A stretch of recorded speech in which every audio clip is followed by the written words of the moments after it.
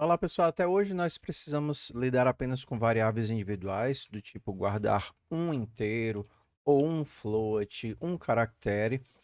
Só que a partir de agora nós vamos precisar lidar com pacotes de dados. E para poder lidar com esses pacotes de dados, a gente vai conhecer a classe, a estrutura vector. Utilizando um vector, eu posso guardar uma série de elementos do mesmo tipo. Por exemplo, vou dizer que o meu vetor é capaz de guardar vários inteiros. A gente vai ver como manipular esse vetor. Existe, para efeito de curiosidade, uma outra forma de lidar com um pacote de dados, que seriam os arrays. Então, um array, ele guardaria também vários inteiros. Só que como o vector ele é superior em tudo aos arrays, a gente vai primeiro estudá-lo e depois a gente vai ver só a diferença do vector para os arrays. O vector, tal qual o cout, a string, eles fazem parte da biblioteca padrão do C++. Então, se você quiser utilizá-lo, ou você vai ter que colocar o std aqui na frente, ou vai ter que sempre utilizar o using namespace std. Então, hoje a gente vai colocar o using namespace std. A partir de então, eu posso criar o vector apenas com o nome dele.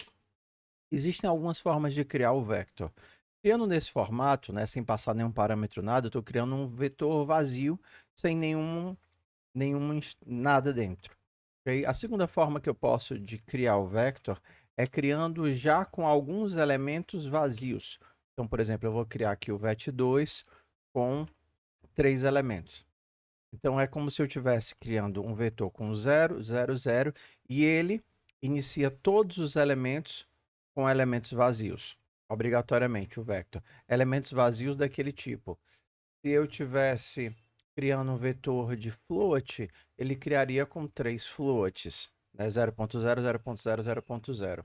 Outra forma de criar o vector é dizendo qual é o elemento padrão dele. Então, eu vou criar aqui um vet3, dizendo que vão ser 4 elementos iguais a 9. Então, ele vai criar um vetor com 9, 9, 9, 9. 4 elementos iguais a 9. E a última forma que eu tenho de criar um vector é dizendo já quais são os elementos do meu vector. Então, o meu vet4 vai ser, e aí eu coloco entre chaves, 4, 5, 6, 1, 2, 3. Então, eu estou criando aqui os elementos 4, 5, 6, 1, 2, 3. Aqui é o meu vector. Okay?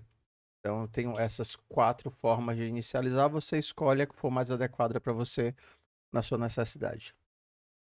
Quando você estava trabalhando com inteiros, floats, doubles, eles já tinham uma série de sobrecarga de operadores. Então, por exemplo, você poderia fazer 2 inteiros somados, int A, int B, e somar os dois. Int C recebe A mais B, porque os inteiros eles têm a sobrecarga do operador de soma, da mesma forma como o float, o char. E você poderia imprimir o inteiros, né? Dar um cout e mandar imprimir o inteiro. O vector, ele tem algumas sobrecargas, porém outras não. Você consegue fazer uma atribuição, por exemplo, eu posso fazer vector de int vet5 recebe vet4. Essa atribuição funciona e funciona como esperado. Eu vou pegar todos os elementos do vet4 e jogar para vet5. Eu vou ter um novo vetor. Vet5 vai ser 4, 5, 6, 1, 2, 3. Vai ser um novo vetor com um novo pacote de dados.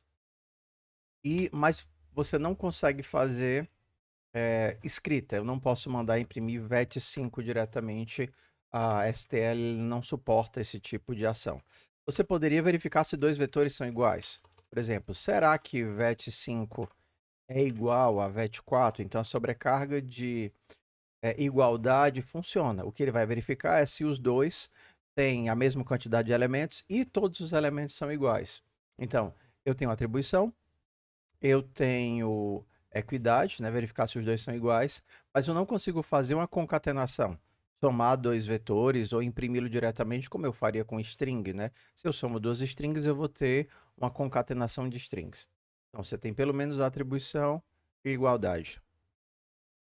Primeira forma de acesso, tanto para escrita quanto leitura, de um vetor é o acesso indexado, ou seja, o acesso por índice.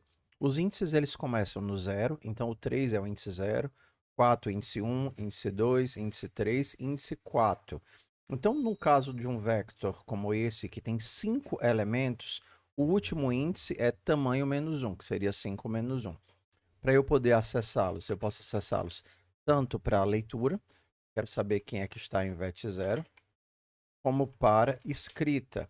Eu posso fazer com que o meu VET índice 4 se torne, ao invés de 2, agora vai se tornar 9.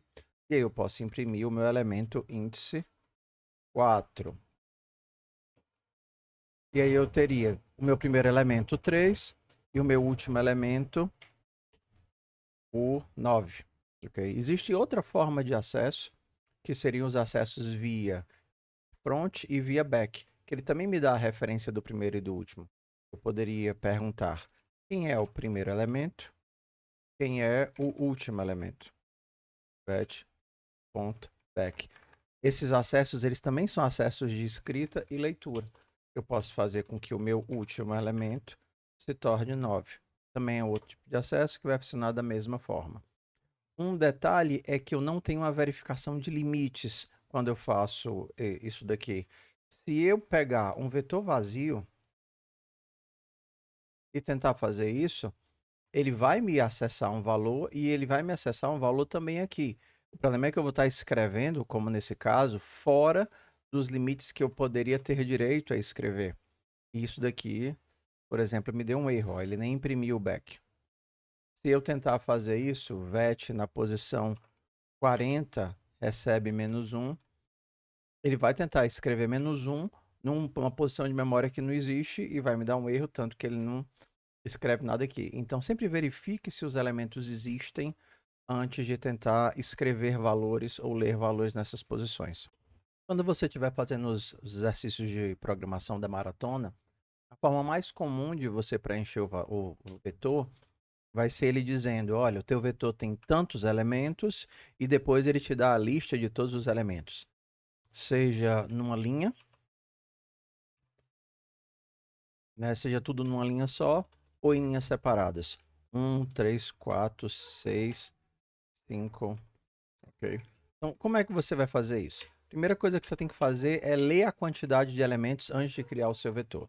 Então, você vai criar a tua variável que determina o tamanho, vai ler o teu tamanho, né, a quantidade de elementos que você precisa, e aí você já cria um vetor com todos esses elementos preenchidos. Então, por exemplo, aqui eu vou criar um vetor de tamanho size. Se o meu size, por exemplo, era 4, ele já vai criar um vetor com 4 zeros. Depois disso, eu sei que eu vou ter que ler agora 4 valores, imaginando que fosse desse caso aqui. Primeiro eu leio 4 e depois eu vou ler os 4 valores. 5, 2, 6, 7. Agora eu tenho que ler 4 valores da entrada. Posso fazer isso usando um laço. Meu laço vai começar de igual a 0 e menor do que size e mais, porque os meus índices vão de 0 até size menos 1, por isso que eu coloco aqui só menor. E aí eu vou ler da entrada diretamente para dentro do meu vetor na posição I, porque todas as posições do meu vetor já estão criadas. Se você cria um vetor e esquece de passar o tamanho, ele vai estar criando um vetor vazio. Então, como é que você está jogando um valor dentro da posição 5 de um vetor se essa posição 5 não existe? Então, você sempre tem que lembrar de criar o teu vetor, já ele todo preenchido, com todas as posições criadas, e depois você pode ler todos os valores diretamente para cada uma dessas posições. Nosso próximo passo é imprimir o vetor que nós lemos. Como a gente já falou no começo, eu não tenho como mandar o vetor diretamente para a saída. Então, vou precisar de alguma forma de imprimir os elementos individualmente. Para isso, eu vou precisar de um laço. Então, a gente tem dois formatos muito usados no Moodle para ver a saída dos vetores. O primeiro seria esse, onde eu tenho todos os meus elementos entre colchetes com um espaço no começo e um espaço no final. E o outro seria esse, que é o mais comum, com vírgula entre os elementos, menos no final. Bora para o primeiro formato de impressão. Depois de ler todos os meus dados, eu preciso percorrer o meu vetor de novo. Vou fazer o mesmo laço, o índice começando de 0 até size menos 1 e mais. Só que dessa vez eu vou mostrar o elemento I. Se eu fizer só isso, que vai acontecer é que eu não terei espaço entre os elementos, porque eu não estou mandando espaço para a saída. Se eu mandar rodar, quero 4 elementos, os elementos serão 1, 3, 2 e 4. Ele vai mostrar tudo junto, 1, 3, 2 e 4. Então vamos incrementar agora para ficar mais legal de ver. Entre um elemento e outro, eu vou dar um espaço. Eu vou abrir com uma chave e um espaço e fechar com fecha-chave e um /n. Agora, quando eu mandar imprimir, se eu coloco aqui 0 elemento, vai aparecer só o colchete vazio. Um elemento que vai ser o 4, colchete com 4. 5 elementos, que seria 2, 3, 2, 1 e 5. 2, 3, 2, 1 e 5, como a gente queria. Vamos para o segundo modelo de impressão. Às vezes, o Moodle espera que você imprima os caracteres sem espaço no final. E se você colocar um espaço no final, ele vai reclamar. A gente tem que fazer esse controle de onde vai colocar o espaço ou não. Então, por exemplo, uma forma de fazer isso seria esse tipo de controle aqui. Se eu tiro o espaço do final e coloco ele no começo, vai ter espaço antes de todo mundo. Então, eu tirei aqui o espaço do colchete antes e o espaço no final. Então, se eu mandar rodar, vai ficar todo mundo coladinho. 3 elementos, 1, 2, 3. Todo mundo com espaço no começo. O que é que eu tenho que me livrar agora? Só desse primeiro espaço. Então, um jeito legal de fazer isso, e o mais simples é, se for i igual a 0, eu coloco nada. Se não, eu coloco espaço. Então, vou fazer aqui um ternário, fica bonitinho de ver. Então, se por acaso o meu i for igual a 0, eu substituo tudo isso por nada, uma string vazia. Se não, eu coloco um espaço preenchido. Tá vendo? Então, eu vou colocar no 0 nada e em todos os outros um string com um espaço. E aí, se eu fizer isso, 3 elementos, 1, 2, 3, vai ficar espaço só nos do meio. Eu poderia, por exemplo, trocar esse espaço por um vírgula espaço para ficar naquela formataçãozinha de vetor. 4 elementos, 3, 2, 1, 4, 3, 2, 1, 4, bem formatadozinho. Então, qual é o macete? Manda colocar o espaço só no primeiro elemento, só que manda colocar na frente, só que para o primeiro elemento você não imprime nada, para os outros você imprime o delimitador que você quer. Ok, eu tenho um pedacinho de código que faz uma coisa interessante, mostra um vetor. E se eu quiser mostrar um vetor várias vezes?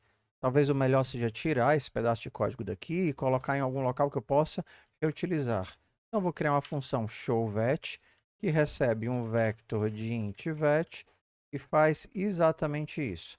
Ela não retorna nada. Pronto, será que eu tenho tudo que eu preciso? Preciso do tamanho do vetor. Eu tenho que o meu vetor, como ele é um objeto, ele tem alguns métodos. A gente já viu 2 métodos. A gente já viu o front, que me retorna o primeiro elemento. A gente já viu o back, que me retorna o último elemento. Isso daqui também é um método, tudo bem, que me retorna o elemento dessa determinada posição. Mas para pegar o tamanho, a gente vai atrás do size.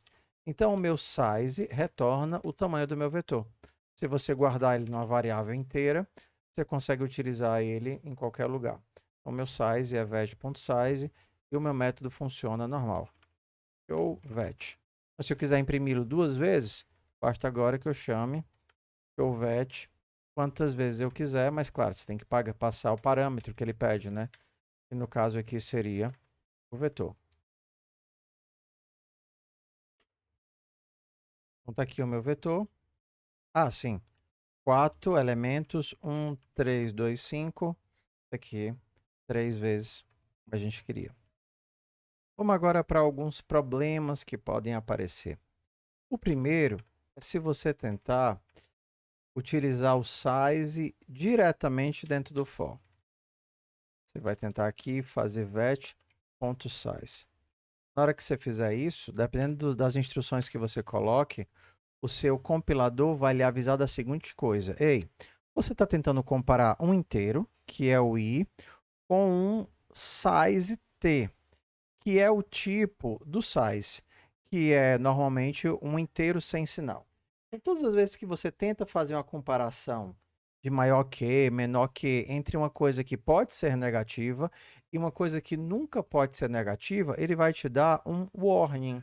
Não é necessariamente um erro, não vai impedir que você compile, mas é um aviso. Para você se livrar desse warning, você pode fazer um cache aqui diretamente. Beleza, então eu vou dizer, olha, eu quero que o meu size seja tratado como um inteiro. E aí ele não vai reclamar.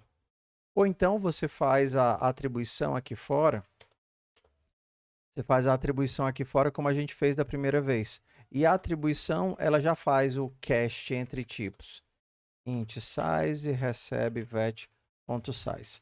Esse tipo de atribuição, no C++, ele já faz as adaptações. Quando você vai de um float para um int, ou de um elemento sem sinal para um elemento com sinal. Diferente, por exemplo, se você utilizasse esse tipo de atribuição do C++, ele não permite cache entre tipos. Aqui ele faria o mesmo aviso. Ei, você está tentando converter uma coisa sem sinal para uma coisa com sinal. Vou fazer isso daqui que dá certo. Ok, vamos deixar a nossa função showVet aqui. Se você tentasse criar uma função que incrementa todos os elementos do teu vetor, pegar cada um deles e aumentar um único elemento, for igual a 0 e menor do que vet.size e mais, e você pegasse para cada um dos teus elementos vet_i, recebe mais um. Na hora que você fizesse isso, você poderia mostrar o vetor, incrementa todos os elementos do teu vetor e manda mostrar de novo.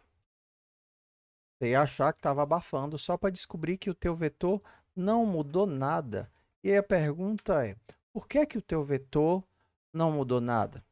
4 elementos, 1, 3, 4, 2. A questão está que o teu vetor, como tudo no C++, é passado por cópia. Então, o elemento que você está recebendo aqui é a cópia do elemento que você passou aqui. E como você está modificando a cópia, você não modifica o original. Como é que eu faço para reverter isso? Isso funciona não só para vetor, mas também para qualquer outra variável. Se você não quer receber a cópia, mas você quer receber o original, do lado do tipo, você vai colocar um i comercial. Isso daqui é o operador de referência. E ele vai te dizer que você não quer a cópia do vetor, mas você quer o vetor original para modificá-lo. E a partir de agora você consegue alterar porque você está alterando o elemento original. 3 elementos, 2, 3, 1, e agora ele está mudando. Agora que você entendeu que você precisa da referência para poder alterar o elemento real, você está pronto para receber a nova técnica de percorrer vetores. Se você não precisa do índice, você pode fazer esse tipo de escrita aqui. Para cada referência, para cada elemento do vetor, você pode fazer elemento mais um. Então, o que isso daqui vai fazer? Se você não colocar isso, você diria, para cada elemento do vetor, e esse elemento vai receber os valores de cada um dos elementos do vetor, você está fazendo elemento mais um. Só que, se você fizer isso, ele vai receber a cópia dos elementos que estão lá no vetor. Se você alterar a cópia, serve de nada alterar a cópia. O que você quer é alterar os elementos reais. E para isso você vai precisar do i comercial. E agora funciona. Para cada elemento do teu vetor, elemento recebe elemento mais um. E aí você alterou todo mundo. A dica é, se você não precisa dos índices, não use os índices. Se você não quer alterar o elemento, você pode fazer a cópia, mas se você precisa alterar o elemento, então você vai ter que fazer a referência.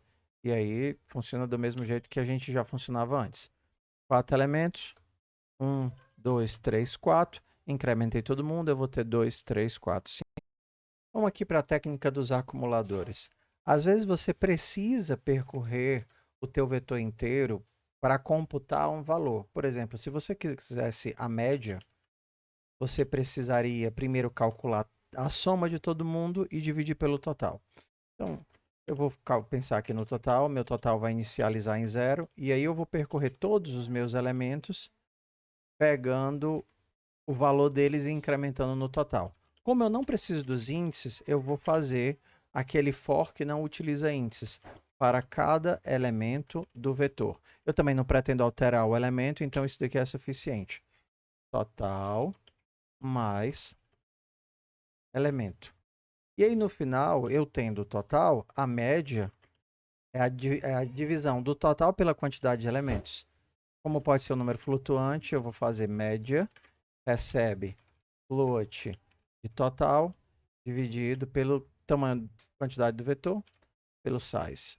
E aí eu tenho a minha média. Okay, coloquei aqui para imprimir a média, vamos testar. Eu quero fazer a média de dois elementos. O 1 com o 2 é para ser 1,5, perfeito. Se eu quisesse agora a média de 3 elementos, o 3 com o 1 com o 2 é para ser média 2 e o valor da minha média. Vamos para a técnica da busca. Às vezes você não precisa percorrer o teu vetor inteiro. Por exemplo, quando você está procurando um elemento, se você encontrou o elemento, você já tem o resultado e você pode parar a sua busca. Então, nesse caso, a gente tem uma solução melhor com vetores, com funções, mas eu vou fazer primeiro sem funções. Então, vamos lá, faz de conta que eu tenho um elemento que eu estou procurando. O elemento procurado é o 7. Aí eu preciso saber se eu achei ou não achei o meu valor. Então, aqui de cara, eu já vou colocar o valor default, que é se por acaso eu não achei. Não achei, é falso. E agora eu vou percorrer o meu elemento inteiro. Não preciso dos índices, não preciso alterar. Então eu vou pensar para cada elemento, ou então para cada x, isso daqui é o valor da variável, tá? Vou colocar x aqui para mudar. Para cada x no meu vetor, aí eu preciso fazer um teste. Se esse x for igual ao meu elemento procurado, significa que eu achei que eu estava buscando. Então eu tenho que marcar, avisar que eu achei, ok? E olha como é importante. Isso daqui é o meu valor default. O default é false. Se eu conseguir encontrar, eu mudo para true. E aí a minha busca pode acabar porque eu não preciso mais continuar procurando. E eu posso dar um break para ele quebrar esse laço interno, esse laço daqui. Quando chegar aqui no final, eu sei se eu achei ou não. Posso fazer assim, std_cout. Se por acaso eu achei, retorna sim. Se não, retorna não. Aqui é o meu ternário para dizer se eu achei ou não achei esse valor. Agora, quando eu mandar rodar o meu código, eu vou procurar pelo set e eu vou mostrar se eu encontrei ou não encontrei o set. Vou colocar 4 elementos. 1, 2, 7, 3. Ele vai me mostrar que encontrou. Agora eu não vou colocar 3 elementos. 1, 2, 3. Ele vai me mostrar que eu não encontrei. Essa técnica do booleano de controle nem sempre é fácil de utilizar, principalmente quando você tem um laço dentro de outro laço e o teu break só vai quebrar o primeiro laço. O ideal seria uma forma de dar um salto e quebrar, não importa quantos laços você tiver. Se você consegue fazer isso através de vetores. Se você tirar o teu valor daqui e colocar, perdão, em funções, você pode ter uma função que faz a tua busca, por exemplo, verificar se um determinado valor existe no vetor e te retorna um booleano, te informando se esse valor procurado existe ou não. E aí você pode ter o teu problema e olha como ele é bem mais simples. Se por acaso você encontrou, você retorna true. Se não, você retorna false. Perceba que esse false é justamente o valor de inicialização do booleano que a gente tinha antes, né? E por acaso esse daqui seria o valor da mudança. A vantagem é que agora não interessa quantos laços eu tenho alinhados. Se eu tenho o resultado que eu quero, eu posso retornar true e ele sai imediatamente na minha função. E agora basta que eu procure, se por acaso, na chamada da função. Será que existe nesse vetor o valor 7? E aí ele vai me dar um resultado e eu posso testar se esse resultado deu true ou false. Então, como é que ficaria aqui? Então, bora lá, rodar desse formato. Para 3 elementos, será que em 1, 2 e 4 existe 7? Ele vai me avisar que não.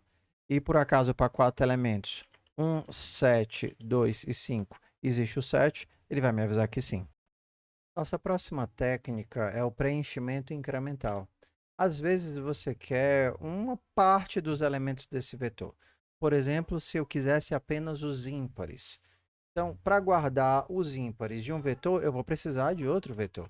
Então, eu vou fazer aqui um vector de int chamado de ímpares. E agora eu vou percorrer o meu vetor original e todo mundo que for ímpar, eu vou adicionar aqui. Eu não sei a priori quantos elementos vão ser ímpares. Então, eu vou criar o meu vetor assim mesmo vazio, com nenhum elemento. Ok? Então, meu vetor começa vazio e aí eu começo a percorrê-lo. Como eu não preciso do índice, eu vou fazer para cada elemento no meu vetor original. Agora eu vou fazer o meu teste. Se esse elemento mod 0, mod 2 for igual a 1, ou seja, se ele for ímpar, eu quero adicionar no vetor de ímpares. Ok, mas ele está zerado. Eu posso fazer isso com um método chamado de pushback. Então, o pushback vai criar um espacinho a mais dentro do meu vetor e colocar esse valor lá. Eu vou fazer isso, criar um espacinho a mais no meu vetor e colocar um elemento. Então, suponha que o vetor original fosse 2, 3, 1, 5, 6, 4. Então, ele faria o seguinte, primeiro ele olha o 2, não, 2 não é ímpar, aí vai olhar o 3, 3 é ímpar, faz um pushback, ele vai colocar aqui no final do vetor. Depois ele olha o 1, 1 é ímpar, faz um pushback e coloca no final do vetor. Depois ele olha o 5, 5 é ímpar, faz um pushback e coloca no final do vetor. E por último, o meu vetor de ímpares vai ficar desse jeitinho. Eu posso mandar mostrar o vetor passando agora o ímpares. Então, vou mostrar o vetor original e o meu vetor de ímpares preenchido. Então, bora rodar isso daqui. Se eu tenho 6 elementos, 1, 2, 3, 1, 3, 5, os ímpares serão o 1, 3, 1, 3, 5. Beleza. Ok. Vetores também podem ser retornados. Então, por exemplo, se eu quisesse uma função que me calculasse os ímpares e me retornasse os ímpares calculados, ela teria essa carinha aqui. Vector de int, chamar ela de pegar ímpares. Ela vai receber um vector de int vet e vai fazer exatamente isso que a gente pegou bem aqui. Vai criar um vetor, vai preencher esse vetor e no final ela vai retornar esse vetor. E aí eu vou ter os ímpares que eu calculei bem aqui, retornado. Agora eu preciso fazer só o quê? Posso fazer a atribuição. Vector de int ímpares. Eu vou fazer uma atribuição de pegar ímpares de vet. E aí eu tenho meu vetor preenchido apenas com os ímpares. Se a gente rodar aqui, quero 4 elementos. 3, 2, 5, 4. Os ímpares serão apenas o 3 e o 5. As últimas duas dicas para trabalhar com vetores é estar atento aos limites para você não ficar olhando fora do vetor ou tentando acessar elementos que não existem. Por exemplo, seja o seguinte caso onde você tem um vetor onde só tem uns e zeros. Tá? A pergunta primeira seria, quantas vezes eu consigo achar um 1 seguido de um 0? Então, se o teu laço fosse assim, verificar para todos os elementos quantas vezes, vou pegar aqui um contador, quantas vezes eu tenho o 1 seguido de um 0. Então, eu vou verificar se o vet i é igual a 1 e o elemento da frente, vet i mais 1, é igual a 0. Toda vez que isso acontecer, eu incremento meu contador. Que é o problema que eu tenho aqui? Eu estou sempre verificando o elemento com o elemento da frente, só que eu estou indo até o final do vetor. Então, quando eu estiver olhando o último elemento do vetor, eu estarei olhando um depois do último. Eu vou estar olhando lixo. Então, quando você tem esse tipo de caso, onde você sempre olha o elemento da frente, por exemplo, você não pode ir até o último. Você teria que ir até o penúltimo. Para, por exemplo, agora sim contar quantas vezes eu tenho o 1 seguido de um 0. Se eu olhar esse exemplo bem aqui, eu vou ter 7 elementos e o 1 seguido de 0 acontece uma vez, 2 vezes apenas. Se eu colocar o meu laço errado, provavelmente ele vai comparar 1 com o lixo que está aqui, que pode ser 0, e vai me dar 3. Mas a resposta certa são apenas 2. 7, eu tenho 1, 0, 1, 1, 0, 0, 1. E a minha resposta certa são 2 elementos. Uma outra forma de controle seria só verificar o elemento se ele existe. Então, vamos pensar assim. Quantas vezes eu tenho um 1 próximo de um 0? Poderia ser esse caso aqui.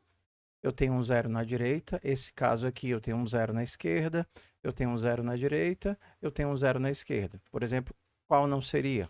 Por exemplo, esse caso aqui. Não tem nem 0 de um lado, nem 0 do outro. Então, para esse caso, eu posso, inclusive, varrer todos os meus elementos, porque basta que ele seja 1 e que tenha um 0 de um lado ou de outro. Então, eu não posso fazer isso diretamente, né? E vet i menos 1 foi igual a 0, ou vet i mais 1 igual a 0. Por quê? Porque eu não sei se esse cara existe e eu não sei se esse cara existe. Então, eu posso, antes de acessar, verificar se ele existe. Eu posso fazer o seguinte teste. Ué, será que i menos 1 existe? Existe se ele for maior ou igual a 0. Então, pronto. Quando eu faço esse i aqui, eu tenho certeza que eu só vou testar o segundo valor se ele passar no primeiro teste. Então, isso daqui garante que ele existe, i menos 1 maior ou igual a 0. E isso daqui verifica se ele é 0. Poderia fazer o mesmo teste agora. Vou botar aqui para baixo para ficar melhor. Para o outro, eu só vou acessar esse cara se ele existir. Como é que eu sei que ele existe? Se i menos 1 for menor do que size. Se i menos 1 for menor do que size, aí então eu posso verificar se ele é igual a 0. E por último, só me falta fechar os parênteses. Ok? Então, estou percorrendo todo o vetor para saber se esse elemento é 1. E isso daqui só vai me retornar true se o elemento existir e ele for 0. Em qualquer um dos casos, seja para a esquerda ou seja para a direita. Então, nesse caso aqui, a gente vai ter. Cometi só um errinho aqui, é i mais 1. Agora sim. Para eu testar esse vetor, são 8 elementos, eu vou ter 1, 0, 1, 1, 1, 0, 0, 1. É para eu ter 4, eu tenho 4. Eu poderia também fazer isso usando a função auxiliar, que é muito útil. Por exemplo, se você quer verificar se uma determinada posição do vetor é um determinado valor. Então, vamos chamar ela de check. Uma função check. Para ela, eu vou precisar de um vetor, uma posição e um valor. A pergunta é, essa posição desse vetor é esse valor? Então, para isso, a posição precisa existir e tem que ser o valor. Então, eu poderia fazer assim, ó. Se não existe, se índice for menor do que 0 ou index maior ou igual a size, então não existe, retorna falso. Se não, eu verifico se é o valor que eu quero saber. Eu retorno se vet index é igual a value. Aqui seria vet.size. E vocês não acreditam como essa funçãozinha bobinha, ela é útil quando a gente está tratando de posições que podem não existir. E olha como fica mais simples aqui, ó. Ué, eu quero saber se vet igual a 1 e se check vet na posição i menos 1 é igual a 0 ou check de vet na posição i mais 1 é igual a 0. Se isso acontecer, conte mais. Bem mais legível e você pode fazer sua funçãozinha check para vetores, para matrizes, para tudo onde você não sabe se esse valor vai existir ou não vai existir. E aí funciona que é uma lindeza.